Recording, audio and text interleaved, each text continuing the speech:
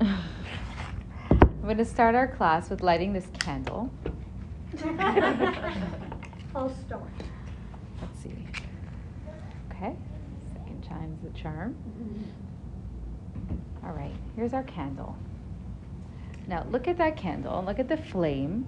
What direction is it flickering? To which direction is it flickering? Well, there's some air conditioning moving it to different directions. But the main thing is that it's going up.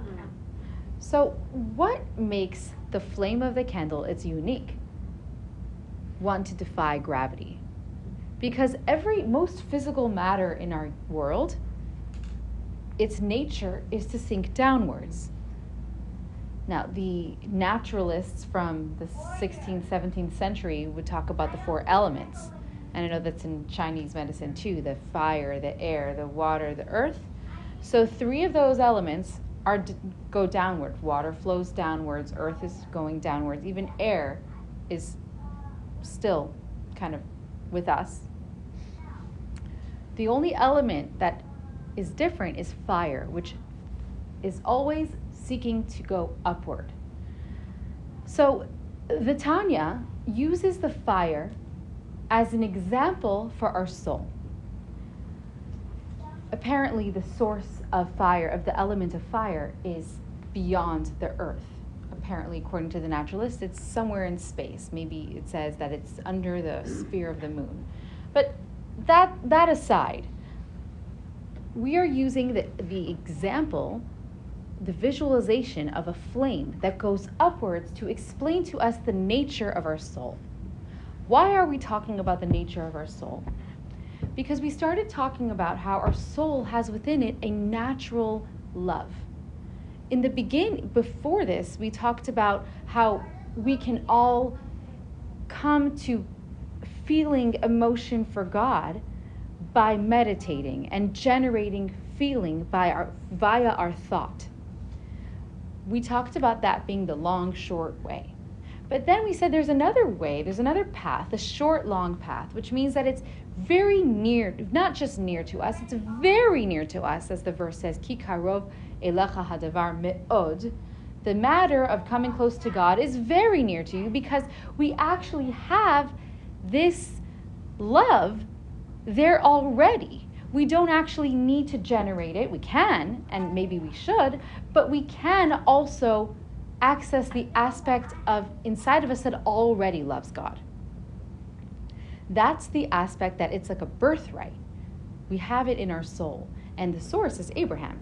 Abraham and the forefathers, their whole beings were so spiritual, and this is part of the bit of review for the last 2 chapters, their beings were so spiritual that they embodied this connection, this connection to God and love of God so much that they passed it down into their genes. Both physical genes and spiritual.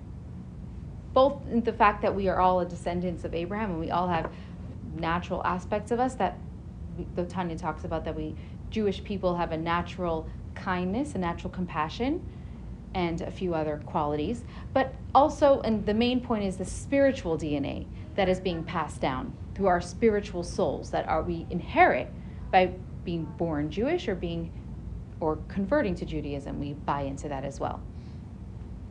So we introduced that concept, but now we're going to go on and explain that further and really try to understand the nature of this mechanism of our soul. And the Alter Rebbe uses the example of the flame. Just like a flame is trying to go upward, our soul does that too. But the cool thing about the flame is that if you look at this philosophically, if I take this candle and I put it in front of an open window, is the candle more visible or less visible? More. Really? No, less. If I bring it into a dark room, it's going to be more visible. If I stood up on a chair and I brought it up to the fluorescent lights or the sun, which would be the source of light, it would be less visible. In fact, if I held it up if I went outside and held it up in front of the sun, you might not even see it. It would be invisible.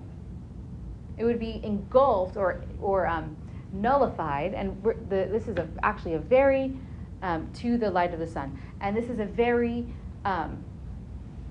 foundational principle in Hasidus, in Hasidic philosophy, that we're going to talk about in the next 4 chapters after this a lot more, with a lot of philosophy. It's going to be fun. But we're being introduced to it today here. The candle is the light of the candle is nullified to the sun. It's nothing compared to, the light is so insignificant compared to the sun that it's just swallowed up by it. It becomes part of it. It gets included by it. I'm going to have to. Okay, so so just like the candle is going upward, before I say just like, the candle's going upward, even though if it does go upward, it won't really have any independent existence. It won't really have any of its own dimensions, of its own boundaries or borders. It will be completely, what's the word? It's going to be completely irrelevant, is the word I'm looking for.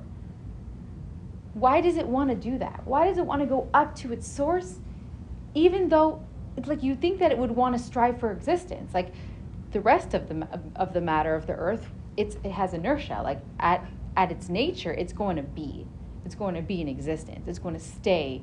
It's going to want to keep its qualities, its boundaries, its borders, its cell structure, whatever it is. It's going to want to keep that. It's going to want to exist. The flame is different. It doesn't want to exist.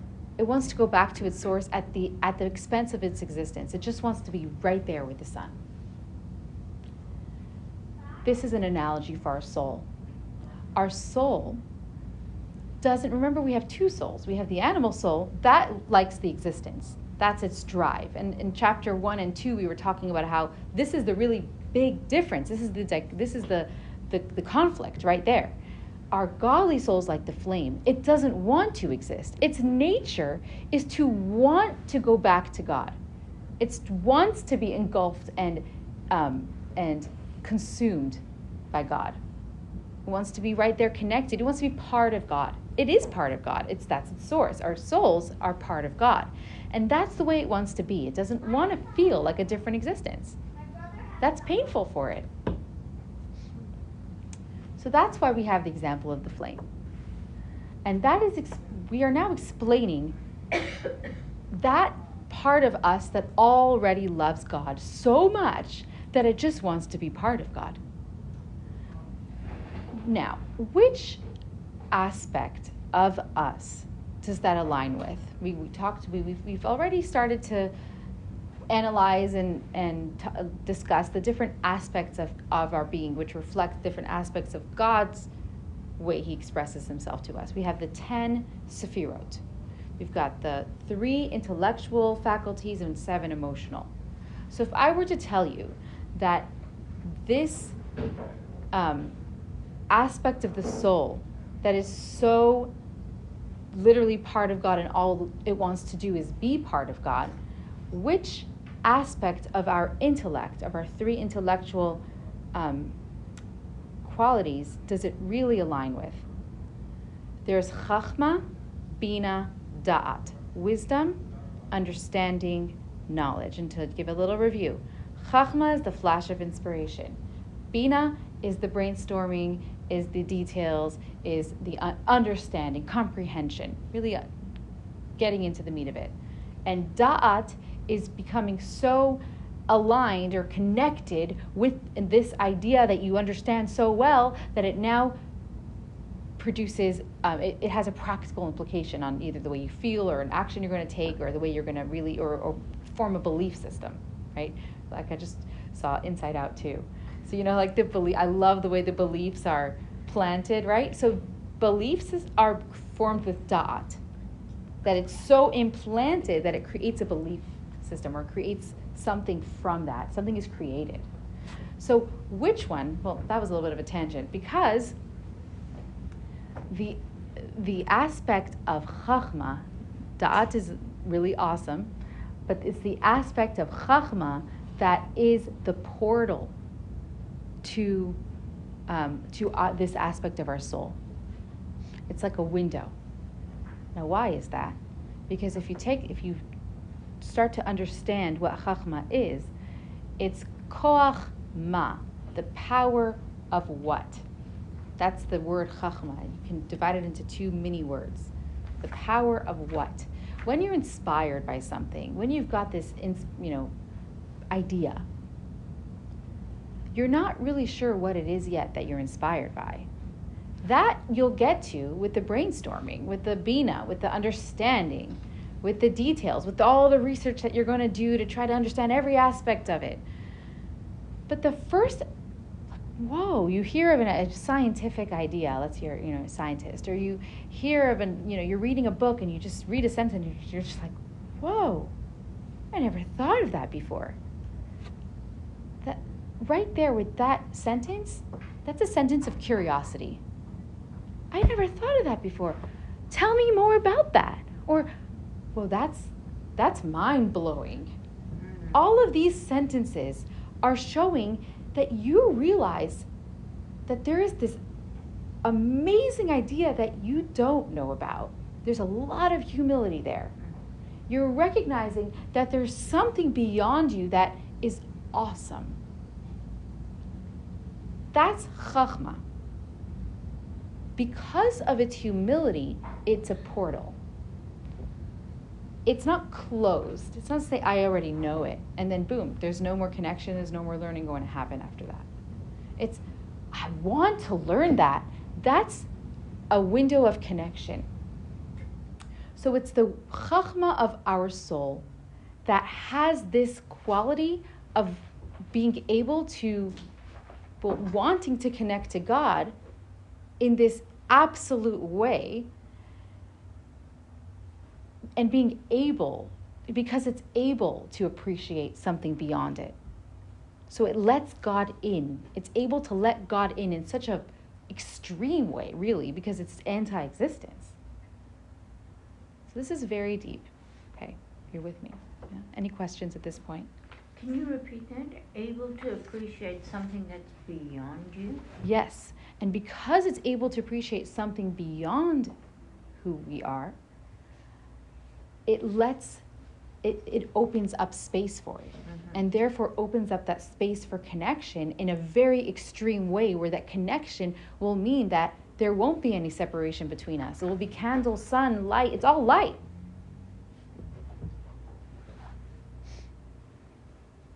What did you mean by anti-existence? I didn't get that point. Yes, thank you for asking.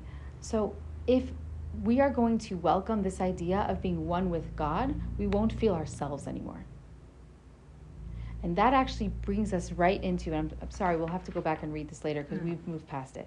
But Is it a good or bad thing? You tell me, is it a good or bad thing? That's a loaded good. question. Yes, good. For me, it's good, but needing to exist in the present moment here in the material world, I guess it's not good. This it's is a very loaded big question. conflict. Mm-hmm. Huge conflict. The extreme accomplishment of this state would be something called klot hanefesh, klois hanefesh in Yiddish pronunciation. And that means that your soul is so connected to the ecstasy of God and the connection of God that it just flies up to God and the person dies. Mm. So it's expiration. The soul expires. It literally does go up. So here, the wick is connecting the flame to the candle against its will. The wick is our body. The wick keeps us grounded because we have a job to do. So the wick, if were the flame to go up to its source the way it wanted to, which is theoretical because flames don't do that, but they do stay connected, but they're going to that direction. That's the analogy. But if it was to hypothetically go up, then it wouldn't be able to light up our room. So our souls, against their will, it says, Al karchecha atachai. It's in the Pirkei Avot, the ethics, it's in the Talmud. Against our will do we live. The soul does not want to. The soul, the godly soul, the animal soul does. We're going to get to that. But the godly soul is being held down by the body so that it can accomplish lighting up our current existence, the world, which is what God wants from us. So that is a loaded question. Is it a good thing or is it a bad thing? The desire to go up to God is a good thing. Whether or not we do that is the question. Eventually, after 120, we do that. But when it's not the right time, it wouldn't be a good thing to do in that extreme. In fact, there's many, many, many stories, and we're going to talk about this throughout the Tanya again and again. But there are many stories of great righteous people who have either done it, but, you know, for example, in the Torah, there's a story of the two sons of Aaron that went into the Holy of Holies without permission. Mm-hmm. That's what happened to them. Their souls expired. They are the example of this actually taking place. But there are stories of righteous people who knew this wasn't the right thing to do, so they would take steps to keep themselves grounded. But that is a bit of a tangent. We will do that tangent again and again, like I said. But back to understanding the idea of the soul. Liat asked a really good question. Is it a good thing? It was Katya who said, what did you ask? You talked about the concept of anti-existence. Yes, Yeah. Thank you. So the anti-existence was a great segue, because remember we said there's conflict. So our godly soul wants to do that, but our animal soul is right there with all the physical matter, right? Our bodies are cells or made up of elements, right? We're physical matter, and we sink downwards. We want to exist, right? Our animal soul wants to be important. What is a core need of every human being? To be important, right? It's a human need. Remember, our animal soul is human. It's natural. We want to be important. We want to exist. We want our needs to be met. That's fine. That's not a bad thing. But it's a reality. So there is this conflict between our godly soul wanting to be anti-existence, not to exist anymore for itself, and our animal soul wanting to exist, and of course for the purpose of keeping the flame grounded, right? So there's a purpose for this. It's actually a partnership, and a tzaddik and even a Beinoni, they've mastered how to use this conflict as an actual partnership. But what happens if the animal soul is not being channeled into a partnership, and it starts to weigh the person down in form of ego? That's the extreme pro-existence would be ego. I want it for me. I want to, everything for me, self. And actually the Tanya says, it talks about I didn't print this, but it talks about the animal soul, the klipa, the shell. We called it klipa, remember, understanding it as a shell that covers over the holiness. They say, Amrin hav, feed me, or give me, or as Esau said to Jacob, hali teni, feed me, give me from that lentil soup. That's like that hali teni min ha'adom adom hazeh, like that story of the lentil soup that Esau said, pour it down my throat, right? That's the embodiment of extreme ego. Klipa. Feed me that soup. I want it now at the expense of everything. What the klipa does, what does klipa mean? It means shell. Because why is it called shell? Because what it does is conceals. It conceals the flame, the holiness. So how does that look like in our soul? All of us have the natural godly flame that's part of our soul, the chachma, the aspect of our soul that is a portal to God, is this flame that wants to go up. We all are born with that. But we don't have access to that most of the time because of the klipa, the reality of our existence being also an animal soul, covers over that truth so that we don't have access to it. on a regular basis. And this is what it means that the Shekhinah, has anybody ever been familiar with the concept of Shekhinah or the word Shekhinah? Yeah, it's part of all of our prayers. The Shekhinah is the aspect of God that dwells. Shachen means to dwell. Like a Shechina means a neighbor, right? That's the root word. So the Shekhinah dwells in this world. And we were taught in the Midrash that the God, this aspect of the Shekhinah, is in exile together with us. We are now, since the temple was destroyed 2,000 years ago, we're now in this very, very long period of exile. And we're taught as almost like a comforting thing that we're taught that God is with us in exile. The Shekhinah is with us in exile. But what that means that was be a macrocosm. What it means on a personal microcosm level is that the Shekhinah, God, our soul, which is God, is in exile within us. Which means that it's still there, but it's not connected to the rest of itself. What do I mean? Remember we talked about, this is really philosophical. Remember we talked about the chachma, the wisdom spark. And then the next step is understanding what you were just inspired by. That's a lot of meditation, contemplation, concentration. That's how we get into the meat and potatoes of what we want to learn about. And then comes the da'at, the application. The chachma is disconnected from those aspects of itself. So the person, us as a human, we're not tapping into, when we are not tapping into the chachma, that portal aspect of our soul, we're not meditating on what it on its amazingness. We're not listening to its messages and taking them to heart. We're not connecting to it. So it's in exile, it's disconnected. So it's there, but it's like asleep.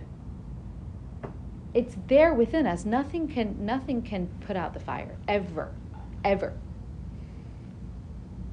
It's always there. It's like a pilot flame of the oven. It's always there. But are we going to light the gas and turn on the stove to cook something with, or is it just going to be there and not relevant to us?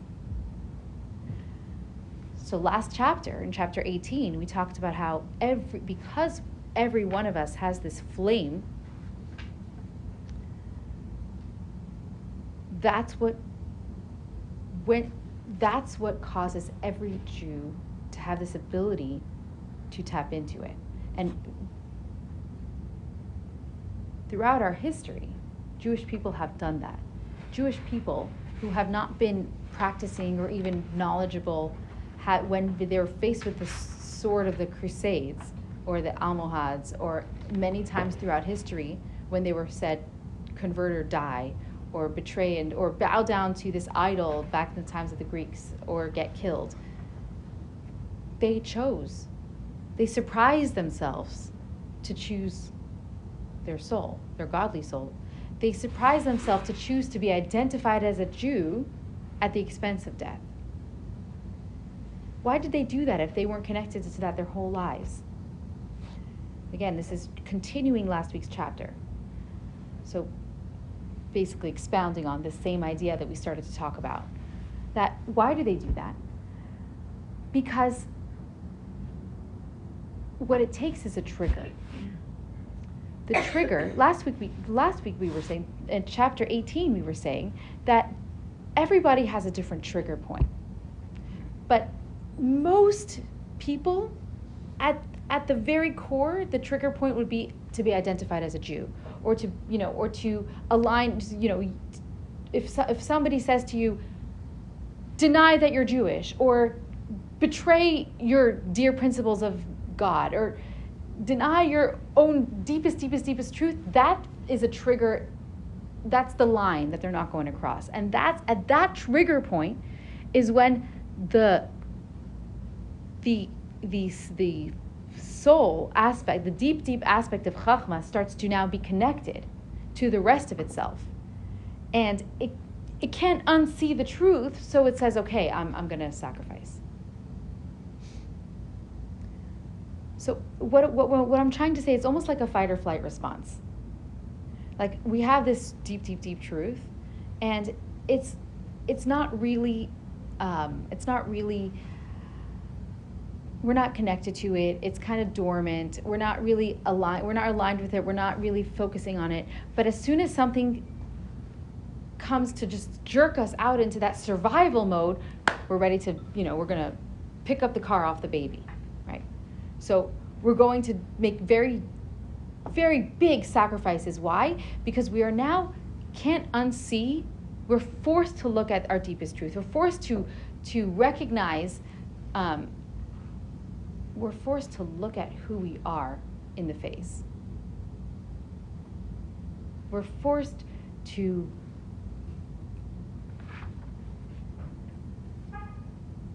we aren't able to deny it, because until that point, we don't feel like we're denying it. I'm struggling because I'm kind of reviewing and I'm kind of also going in the future. It doesn't really talk about this so much in this chapter. Could it Yes. be until that's threatened? That's exactly it. So until that's threatened, we're kind of in denial. And I didn't want to say that because it's a bit of foreshadow for the future chapters. But in order to explain properly, we're basically in denial. We're basically living our lives saying, it's there, so I don't need to worry about it. Right? Because the truth is it will never be extinguished. So we say, you know what? I don't have to really tap into it because I'm not denying it if I just focus on other aspects of myself. It will still be there for me. But whatever it is that causes a person to feel like they're going to have to make a choice between denial or recognizing, they will recognize. It will be a no-brainer. The question is, what does it take to trigger or to trigger that choice or to trigger that realization? What is it going to take?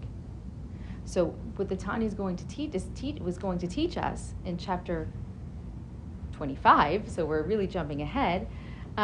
Is that what we're going to have to do is start to sensitize ourselves versus we've been desensitized to the truth of our existence. We're going to try to sensitize ourselves to get out of denial and say, oh, when I make the small choices, I am given an opportunity to affirm my existence or deny my truth. Affirm my truth of my soul or deny the truth of my soul in small ways versus, that big way. Because the big way is usually, it's so true for us. If we can take that same experience and bring it into more mundane aspects of our life, then what we're doing is the short, long way. What we're doing is we're tapping into the truth of our soul on a regular basis to produce the love of God that we could do through meditation, but we can also just be plugged into our truth. Okay? So that was basically an explanation of the short, long way. I think I'm forgetting something major. I think. So the goal is to be performing mitzvahs with passion. The short, long way is how we get there. So if you are performing the mitzvahs with passion, you've gotten there either with the short, long way or the long, short way. So you've either gotten there with meditation or you've gotten there with being plugged into your truth.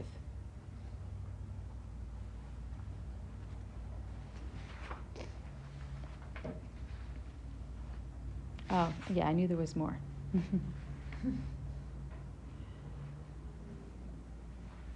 And the truth of our existence, this chachma, this truth of our soul, is the true life, the epitome of life. Chachma is compared to life. Our soul, this is the life that doesn't, that's why we light the Ner Neshama, the yahrzeit candles, because of that idea that our soul is like a flame that's never extinguished, and a flame that can take many forms. You can light it from candle to candle. There's many, many ways that our soul is compared to a flame. So that aligns with that yahrzeit candle. So what's the truth? And that soul lives on is why I'm bringing it into life. Because true life is the spiritual life. So that's why it says wicked in the Tanya, it says wicked people are considered dead. They're considered spiritually dead. And why do I want to talk about that detail today? I could have glossed over it. Is because today is maybe I should shut the recording. This is a bit off the cuff, but today is people are celebrating Halloween. What are they celebrating? Death. And I find that to be Sorry. yeah, no, it's dark. That's the point. And it has pagan sources and some Christian sources. And the point of the matter is it's so antithetical to who we are as Jewish people. I personally have always been very turned off by Halloween. I don't know about you. To me, it just feels like, why would we celebrate dark stuff? Why wouldn't we want to celebrate life? So our tradition, I mean, even at yard sites and stuff, we're always lighting candles. We're always, singing. There's always this element of elevation, of purity. Even October 7th, what was it about? It was trying to get to an elevated space, because that's where we feel we want to tap into in good times and bad. We want to find that peaceful truth of our life, or the life of our soul. Hence the light. Hence the light, life. These are themes that we try to connect with. So I just found that to be interesting. Today I'm reading and it says, and this klipa, the thing that covers, is almost like it's death, because it's covering over the true life. So just wanted to Very share that. interesting. No, do you think Yeah. like non-Jews, why do they celebrate Halloween? In South Africa, it's not a We never thing. did. Never did. We didn't know that. We didn't know An about American. it. Is Exactly. it an American Yes, thing? French I mean, never I don't want to celebrated ask, Halloween. what is Halloween? I tell you though, Well, in it's- a country, sorry, Go ahead. in the Philippines, where they're very Catholic, it's huge. And Not in the costumes so much as more in the going actual to- observance. Going to the graves of And in their Mexico lost too. ones. Yes. Yes, and the costume part is quite interesting. It's to scare the ghosts away. A lot and of they it's sit pagan. there all If- night. Look at Wikipedia. I will- I'll explain to I'm you. going to. But I If also they think ask me in to the come and US, dress up, I said, "No, I'm staying at home." in the US it's very commercialized. Yes. It's basically a Oh, yeah. moneymaker. I mean, it's everything in Absolutely. America. Yes. there's the Hallmark holidays, and then there's Dress up, I the. went to New That's York, I really saw what these it is. costumes, I thought, But at the same time, I still, even though it's nothing, and I struggle with this with my. I'm gonna pause it. Okay, so we were talking about Jewish identity, and we were. Basically, I asked them to define what it means to have a Jewish identity. What does it mean to be Jewish? Is it a nationality? Mm-hmm. Is it a religion? It's really neither one, because you can be Jewish without practicing. You can be Jewish without believing. You can be Jewish without being Israeli. So what does it mean to be Jewish? And it comes down to our soul. To be Jewish is to be part of a family. It's actually a family. It's our soul that we share, a soul that is passed down from our forefathers, which is the same soul that provides us with this natural love that we can tap into. And that will get revealed, or will,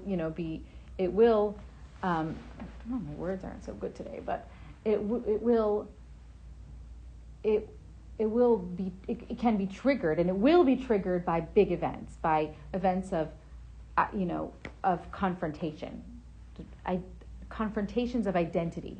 When that happens, it does break forth. It does, I'm looking for the word, but it's like, it's unleashed. That's the word. It's unleashed. And then the mind can't unsee it, that chachma, it's like this truth, this true knowledge. It's just like, oh my God, I can't deny what's right there in front of me. But without that confrontation, it stays hidden. And that's why it's the short, long way. And again, I'm, giving you a foretaste of what we'll learn about. Because it's right there, but it's a constant work to be constantly tapped into it. Because what our natures of people that have two souls are that it's very easily goes to sleep. It gets very easily covered up. It's the truth that is like, we would rather not, the part of us that is pro-existence would rather not be connected to it. Because then if it has to be connected to it, then it's not fun. Like everything that it wants is just getting denied. So it would rather shove it under the rug. So that's the long work. That's the work that is just, it's a constant having to re-tap in. And that's why this way of loving God does really well with outside inspiration. Because remember, it gets triggered. So it's not developing a love by itself with meditation and thought and, deep thinking. That's the first way. It's dependent on outside triggers to get it, fired. It's like, it's the fight or flight. It depends on what's going on. From one thing, it's getting a hit. It needs hits. So that's why a lot of times if people go to the Western Wall, it's like, whoa, they get a little glimpse of their natural soul. It feels like energy's being moved around in there. You start to notice shifts inside. Or if, a lot of times the Hasidic gatherings, a lot of Hasidic sects, they really thrive on this type of love. They're going to be doing a lot of singing, or they're going to be inspired by the rabbi to share, deep Torah. I mean, Torah is more, it starts to be more analytical. But experiences. This one is more about experiences, being together with a lot of Jewish people at once. Mm-hmm. These are positive things that they trigger this natural love that we all have. But the nature of it, like I'm basically saying, is that it's fleeting. It's hard to keep it going. It's hard to keep it stoked in a constant way. So that's why we're going to end up coming back around to the advantage of the long, short way, which is a long way, which means that you're generating it, but then it's more lasting because it's based on logic. It's based on your own creation that you've really come to.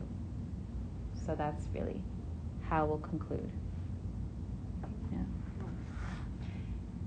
I think of not just big experiences that are mind-blowing, kind of triggering, October 7th. Of course. Right. But yeah. you'll take when a young person who hasn't necessarily had a very intense Jewish background, somehow 10 years later meets a Jewish person and falls in love. And there's that aha moment of connection because we share the same idea. It's not you like coffee, I like coffee. You like the movies, I like it. It's so deep. That is so beautiful. That you're basically you're looking at yourself in the mirror. That's so beautiful. Myself. Wow. You're basically seeing a meeting of souls. And that's the beauty of marriage, by the way, a Jewish marriage. We talk about marrying Jewish. It's not only the convenience. It's also what we're talking about is the marriage of DNA, souls. Yeah. It is a homecoming. Yeah. Returning to that source. Yeah. And that's beautiful, that way you've explained that this deep inner truth of our soul, that love that we all have, can be ignited not just by a big event, but by small events in our lives that might remind us of our deep truth. Whether it's, like you said, meeting another Jewish person, and you're like, what's the connection about us that's so same? Right? What is that? And then you look at it, and then you look at your soul, and therefore it just triggers that beautiful love right back like up. A oneness. Yeah. Thank you for sharing that.